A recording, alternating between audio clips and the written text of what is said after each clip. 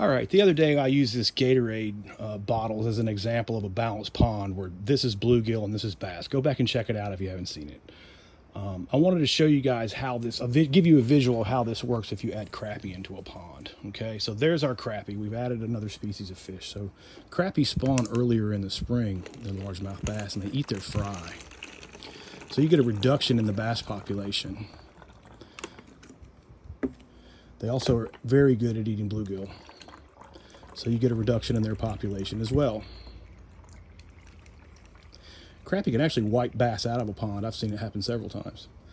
So over time, this is what your pond will look like with a crappie population. Low on bass and bluegill, heavy in crappie. Now, the problem is these crappie will all be skinny, small, stunted, look terrible. So will your bass, and so will your bluegill. Okay, they don't work well in ponds. Crappie don't put a crappie in a pond, and I mean a pond anything under about 50 acres. And I've even seen crappie disrupt balance in this way in lakes larger than 50 acres. But anything under 50 acres, you don't want crappie in. And how I know that is if you look at our relative weight, okay, of our bass populations, measure the ponds you fish and compare them to these weights. They'll never be above the standard weight with a crappie in the lake. I've shocked too many lakes, seen it too many times. It's the first thing that happens. The bass lose weight.